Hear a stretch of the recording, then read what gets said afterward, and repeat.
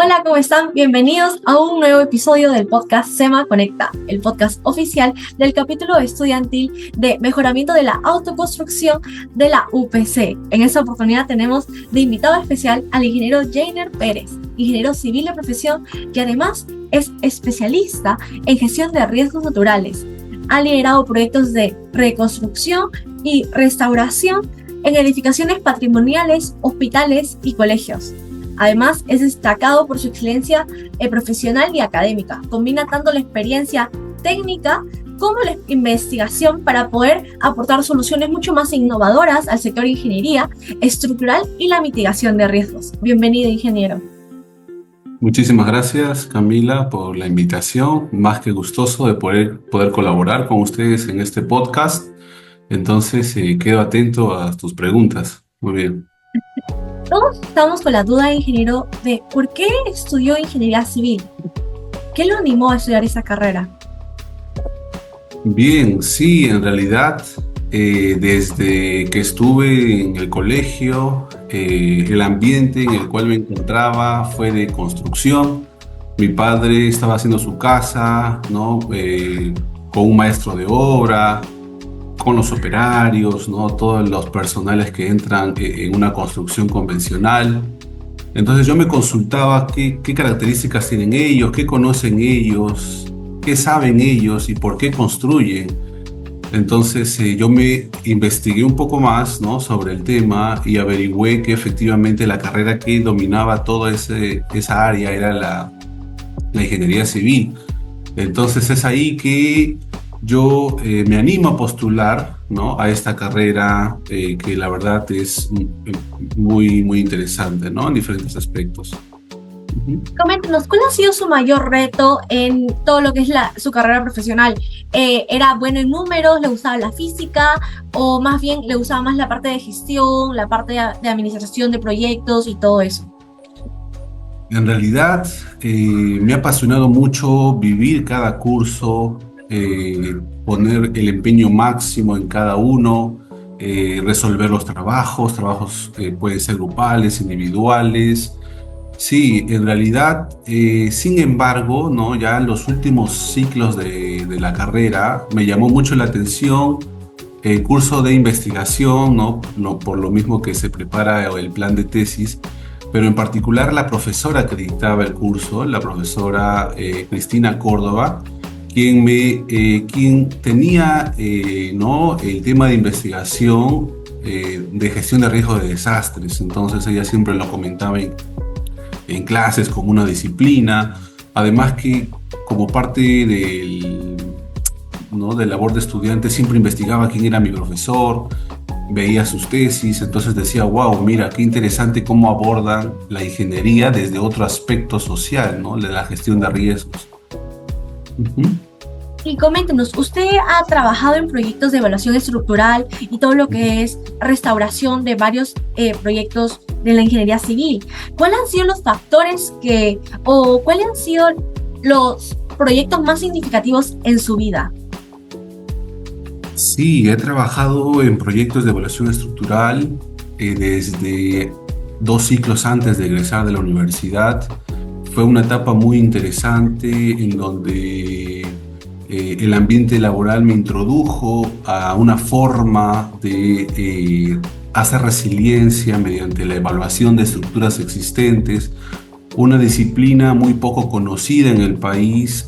En su momento, en la actualidad sí se ha avanzado bastante. Entonces es ahí donde yo me involucro mucho más en la evaluación estructural, ¿no? Sin embargo, como parte de mi interés por seguir aprendiendo, surge el tema de estudiar mucho la gestión de riesgo de desastres, sobre todo la resiliencia, el cual fue mi tema de tesis de pregrado. Entonces yo la resiliencia, a ese término lo conozco muy bien y le tengo mucho aprecio, por lo mismo que me otorgó un título y siempre divulgo eso, ¿no? La resiliencia, por lo mismo que muchos países del primer mundo usan este término para tener mucho más capacidades, ¿no? Para generar conciencia frente a la gestión de riesgo de desastres. Ahora, sobre tu consulta de cuál fue el proyecto más significativo, considero yo que haber evaluado estructuralmente mi propia casa de estudios. Justo estuve trabajando para una empresa que ganó el proyecto de evaluar la Universidad de San Ignacio de Loyola, mi alma mater. Entonces hicimos la evaluación, cual ahora ha pasado de ser un pabellón a un edificio mucho más robusto, reforzado, en el cual se enseñan clases de medicina. Y el proyecto de resiliencia más significativo considero que es el de evaluar la resiliencia en Ancón, un lugar muy susceptible a tsunamis. Sí. Uh-huh. Y coméntenos, ¿qué retos encontró en estos proyectos? La verdad es que, por ejemplo, en el caso de USIL, yo estaba recién a un año de egresado. Encontré retos muy interesantes como los de manejar un equipo de trabajo, porque me dejaron a mí como responsable residente del proyecto.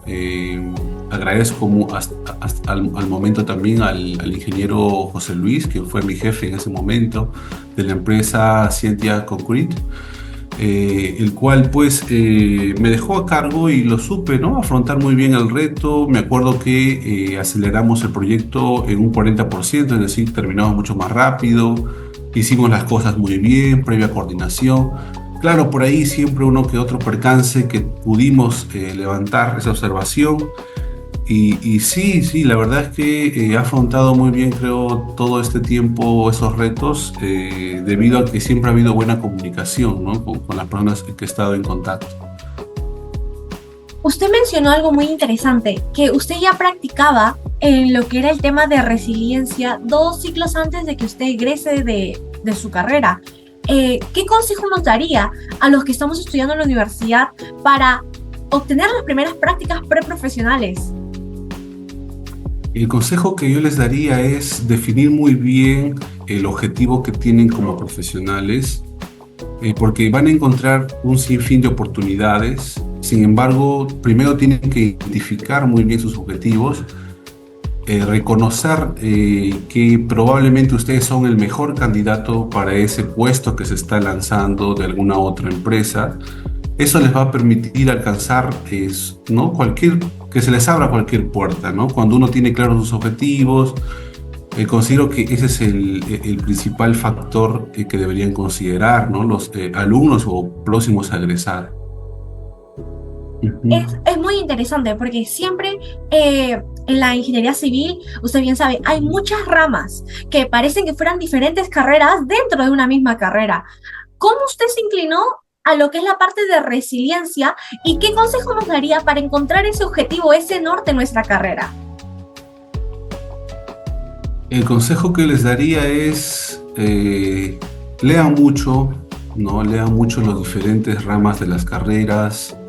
De repente por ahí, cuando están estudiando, asocien este curso que les llamó mucho la atención, o que veían como veían más que el curso un futuro profesional. Revisen muy bien las empresas a las que van a postular. Sí, es muy interesante cuando uno está ¿no?, de estudiante, de egresado. Tienes esa oportunidad de marcar el inicio de tu carrera profesional, porque esa empresa en donde inicias, o ese proyecto en el cual te dan la primera oportunidad, considero que es la primera puerta que va a marcar hasta el fin, ¿no?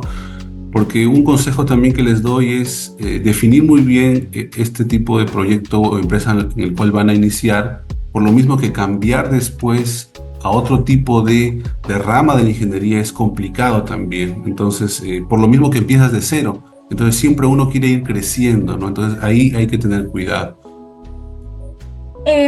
Eso es muy importante, pero además queremos comentarles, chicos, que el ingeniero Jader ha sido primer puesto en su especialidad, y primer puesto en un tema de lo que es maestría es bastante complicado, y más que todo cuando ya no solamente encontramos contemporáneos a nosotros, sino también otros profesionales que tienen mucha más experiencia en el sector que están estudiando o especializándose. Ingeniero, queremos que nos comente, según su experiencia, ¿Y qué consejos también nos daría a todos los chicos que están estudiando acá y escuchando este podcast? ¿Cómo logró ese primer puesto? ¿Qué sacrificó? ¿A qué fiestas no fue? ¿A qué discotecas dejó de ir? Coméntenos. Considero que el consejo principal que les podría dar y del por qué me permite ser el primer puesto es amar lo que haces, ¿no? Estudiar lo que realmente te gusta. Entonces, para mí, ir a las clases cada día era un lujo, era un aprendizaje constante, no era un esfuerzo mayor para mí sentarme a escuchar al profesor, captar todo lo que me decía. Y claro, ¿no? El esfuerzo de por medio a la hora digamos, dejar de lado una fiesta, una reunión X que no iba con mi objetivo. Me permitía también enfocarme en los estudios, porque hay que comprender que un posgrado uno lo lleva ya cuando es egresado, entonces también trabajas para poder pagártelo. Entonces sí, definitivamente hay que tener prioridades y pues los resultados o los beneficios que se tienen pues son muy grandes porque los profesores te reconocen como primer puesto o como uno de los alumnos más destacados. Este tipo de alumnos, siempre lo mencionan, enriquece mucho la clase porque permite pues que haya una interacción, una colaboración, porque siempre va a depender del alumno, ¿no? De cuánto más quieres aprender en clase y el profesor pues siempre va a sacar lo mejor de sí. Exactamente, pero hay un tema de que poco se habla cuando es el tema de participación en las clases. Ujú. Siempre se dice de que tenemos dudas y todo eso, pero hay un temorcito ahí en los estudiantes de que no preguntan por temor a qué dirán mis otros compañeros de que tengo esa pregunta tan básica y quedaré como el tontito, quedaré como el chico que no estudió. Entonces hay preguntas de que sí son muy significativas e enriquecedoras en la clase que no se hacen. ¿Qué les diría a estos chicos? No por la timidez, sino por el temor de qué pensará el fulanito, mi amigo, el compañerito de al lado, por la pregunta que voy a hacer. Yo les aconsejaría que pierdan el miedo porque después de esa clase no va a haber una oportunidad nueva. Cuando uno es egresado, lamenta vivir nuevamente esos cursos, ya no puedes regresar a las aulas, ya eres un egresado, a menos pues de que lleves un posgrado, ¿no? Donde vuelves a ir a las aulas. Entonces, sí, sí, sí, les recomiendo lean mucho antes de las clases, revisen su temario, revisen la PPT que va a tocar el profesor ese día para que ustedes tengan preguntas para el profesor. Hagan mucho más ameno el ambiente en el aula. Definitivamente tiene mucho más pros que contras, ¿no? Porque mi compañero que puede opinar no va a sumar al objetivo, ¿no? Su objetivo, considero yo, es más importante que cualquier opinión. Hay también un mito en todo lo que es el tema de la facultad de ingeniería, que decimos que los ingenieros son mucho más de lo que es números y que los libros están un poco más de lado y que no me gusta mucho leer, que eso es para los que son de letras. ¿Cómo usted se acostumbró a ese hábito de la lectura estudiando ingeniería civil y sobre todo con esos logros tan buenos que usted ha tenido en su vida? ¿Cómo le inculcó ese hábito de lectura en su vida? Considero que soy de las personas que me gusta leer, pero no de las que leen mucho. Es Uh-huh. decir, identifico, por ejemplo, si tengo un libro de muchas páginas, identifico los capítulos que me interesan mucho y sí los reviso. Considero nuevamente que el enfoque y la lectura siempre va a surgir si es que te gusta esa materia, si te gusta ese tema. Y cuando uno está aprendiendo, pues considero que todo es nuevo y todo es un mundo muy diferente y uno quiere comprenderlo. Entonces sí, sí, sí, les invito en esta etapa de su carrera profesional, a los que nos están escuchando, que lean muchos papers. Eso les va a ayudar mucho a abrir su mente. Los papers son estos documentos, informes, resultados de un proyecto de investigación. Eso les va a permitir, por ejemplo, identificar qué vacíos se encuentran para poder hacer su tesis de pregrado, los que ya son egresados o los que están estudiando, para poder empezar desde el pregrado su tesis. Sí, sí, sí, la lectura siempre les va a dar buenos beneficios.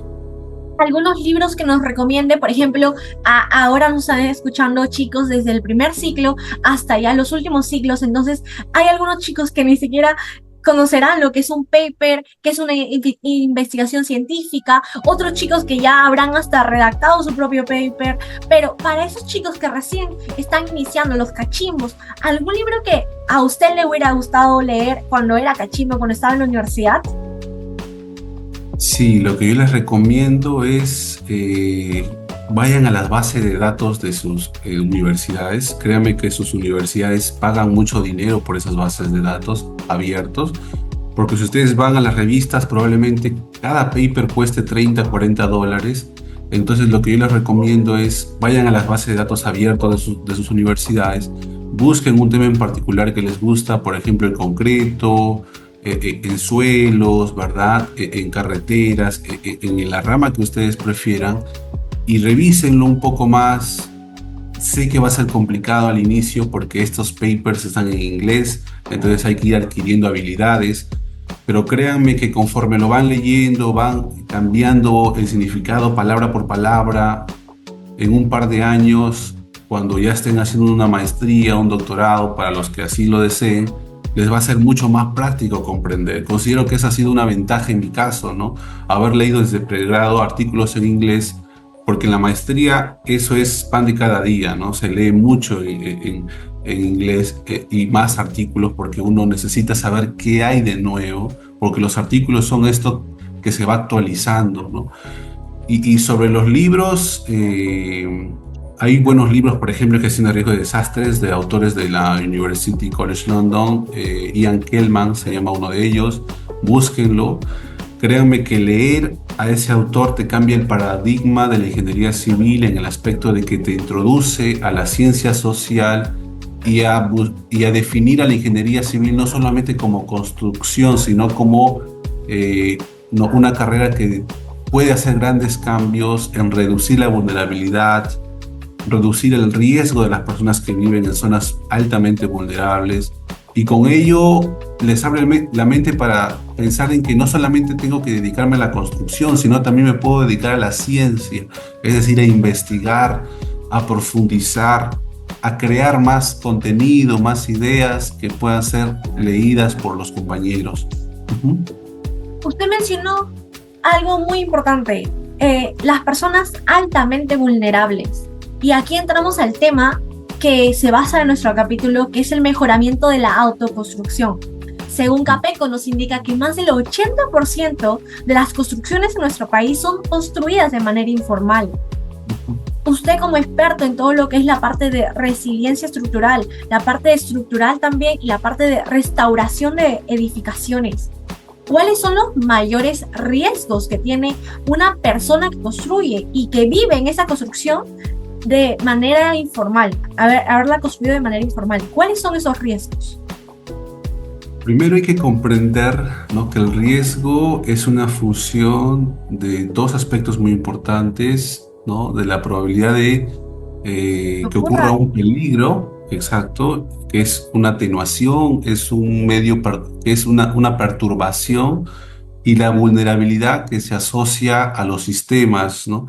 Por ejemplo, una persona, una ciudad, una casa, un asentamiento humano es vulnerable.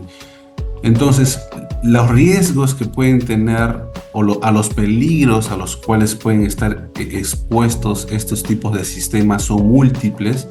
En nuestro país aún más, por lo mismo de que tenemos lluvias, huaicos, inundaciones, tsunamis, tenemos sismos. Entonces eso es un país multipeligro, ¿no? O sea, de múltiples peligros. Es por eso que en estos últimos simulacros INDECI ha cambiado ya el simulacro por sismo, sino que se llama ya ahora simulacro por multipeligro. Seguro se van a dar cuenta de ese detalle.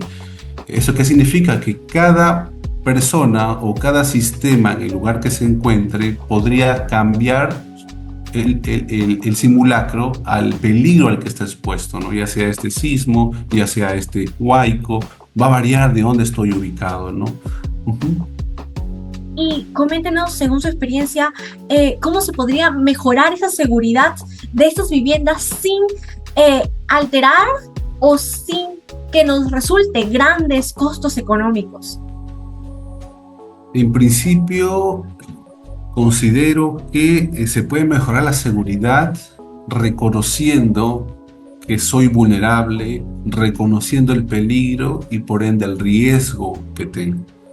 Es decir, tengo que reconocer que, ojo, no invertí correctamente en mi construcción, no contraté a un ingeniero, solo lo hizo un maestro de obra. Entonces, tengo que definir cuál va a ser mi ruta de evacuación, tengo que tener listo mi mochila de emergencia, tengo que conversar con mis hijos, familiares, de cuál va a ser nuestro actuar, ¿no? Cuál va a ser eso que van a hacer, ¿no? Esa actuación que van a tener cuando realmente ocurra o se materialice el sismo, ¿no? Cuando ocurra un desastre.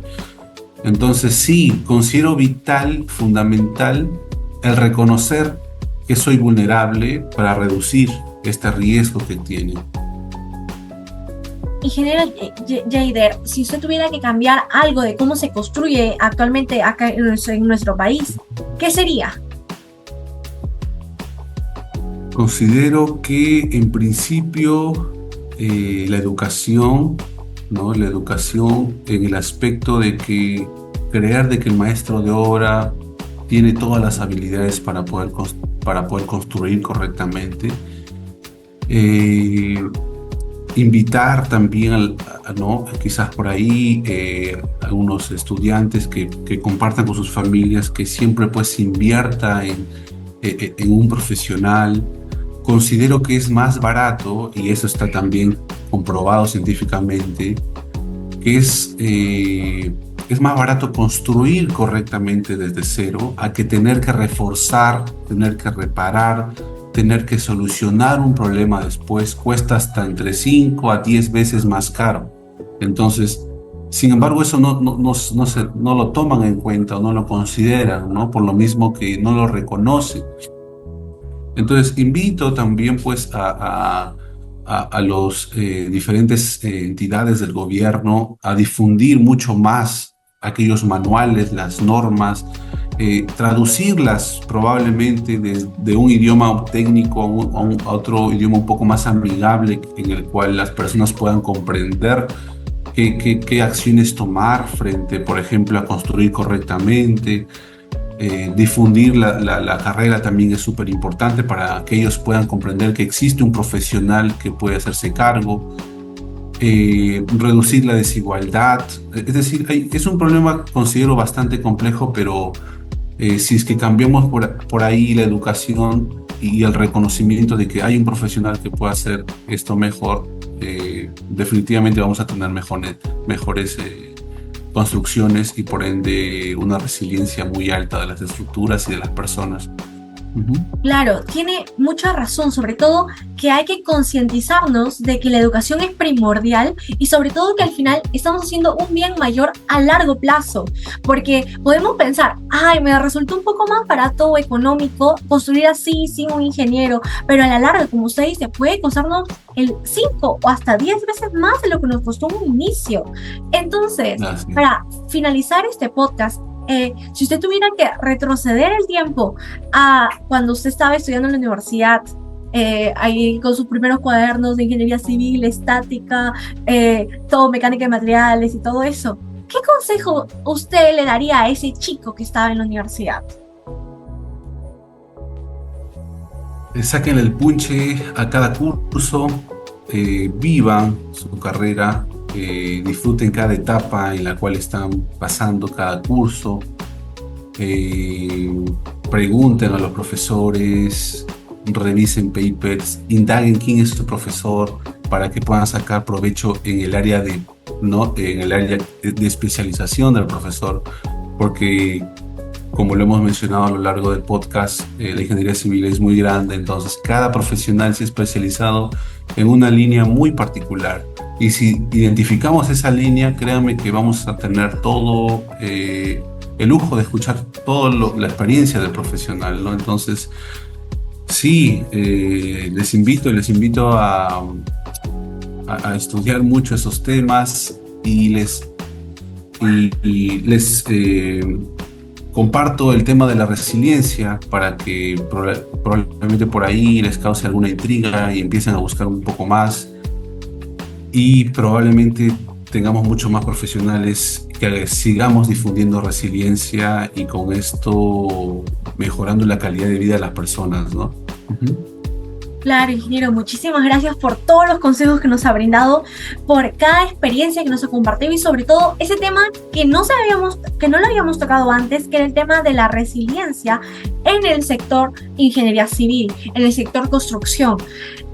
Muchísimas gracias, chicos, ya saben, si lo quieren contactar al ingeniero, cuenta con redes como LinkedIn y además, ingeniero, si nos pudiera compartir un correo para enviarle las preguntas que tengamos.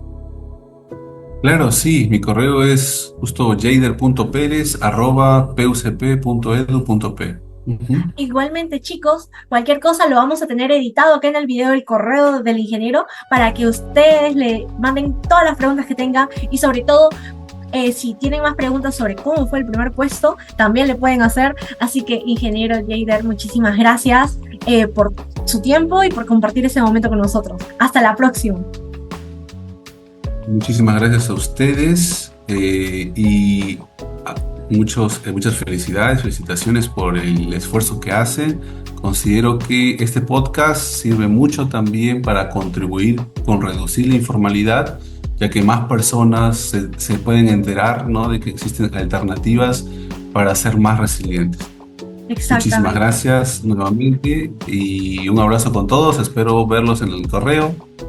Hasta una nueva oportunidad. Hasta Muchísimas luego. gracias. Muchísimas gracias, ingeniero.